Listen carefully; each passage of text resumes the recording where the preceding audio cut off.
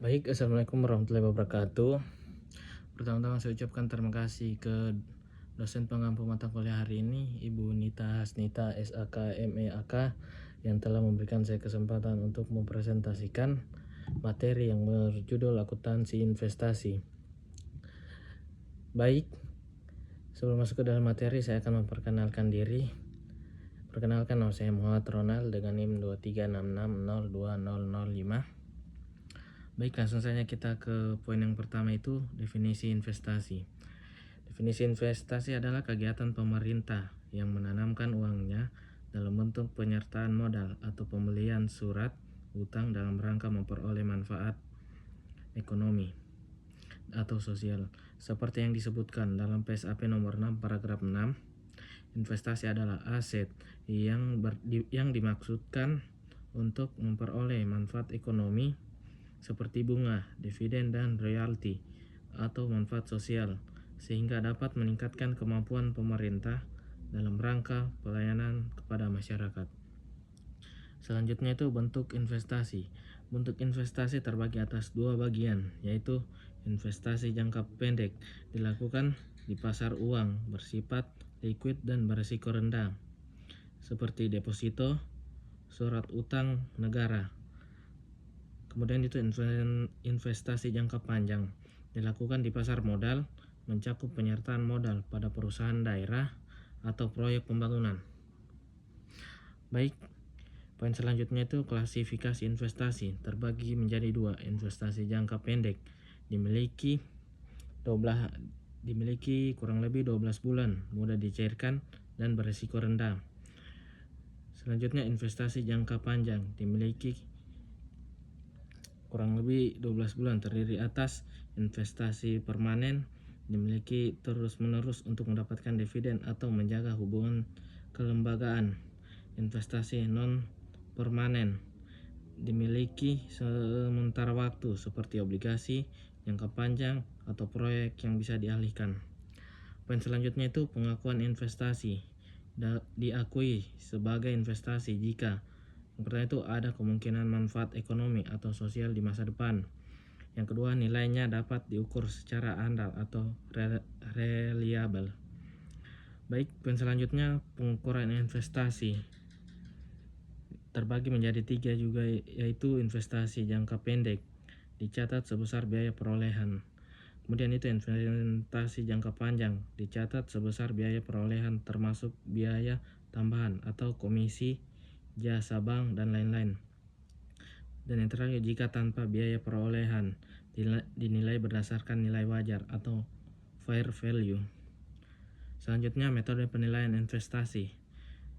Metode yang terbagi atas tiga bagian. Yang pertama, metode biaya dicatat sebesar biaya perolehan pendapatan diakui saat diterima.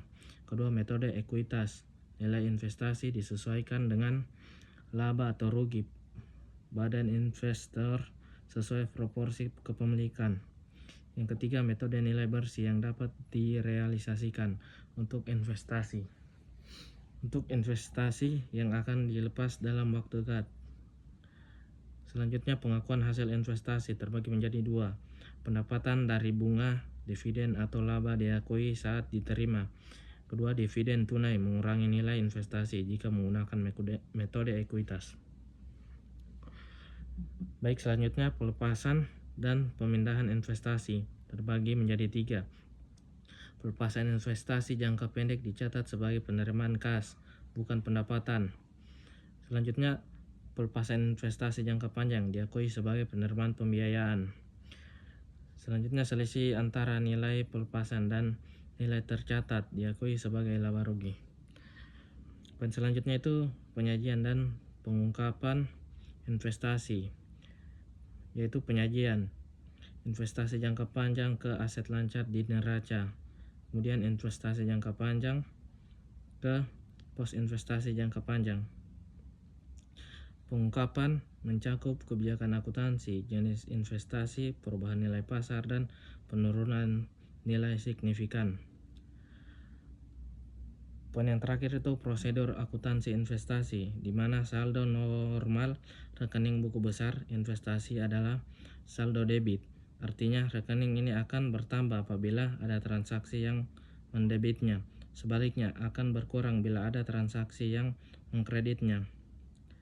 1. Fungsi-fungsi yang terkait berikut fungsi-fungsi yang terkait pada prosedur akuntansi investasi jangka panjang berdasarkan Permendagri nomor 13 tahun nomor 26 tahun 2006. Yang pertama itu ada penggunaan anggaran. Yang kedua penjabat pelaksanaan teknik kegiatan. Yang ketiga bendahara pengeluaran atau pembantu bendahara pengeluaran. Yang keempat itu penjabat penata usahaan keuangan atau SKPD. Yang kelima ada bagian penanggung jawab investasi. Dan yang terakhir bendahara umum daerah atau kuasa bendahara umum daerah. Baik, mungkin itu saja yang bisa saya sampaikan. Kesimpulan dari materi tersebut, yang pertama itu akuntansi investasi berperan penting dalam pengelolaan dana pemerintah agar lebih produktif dan transparan. Kedua, investasi pemerintah terbagi menjadi jangka pendek dan jangka panjang dengan perlakuan akuntansi sesuai PSAP nomor 6. Yang ketiga itu pengakuan, pengukuran, dan penilaian yang tepat menjaga akuntabilitas dan keandalan laporan keuangan daerah.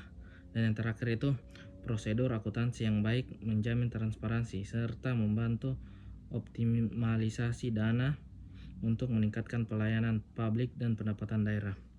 Mungkin itu saya bisa saya sampaikan, kurang dan lebihnya mohon dimaafkan. Saya akhiri dan ucapan wabillahi taufiq wa hidayah. Wassalamualaikum warahmatullahi wabarakatuh.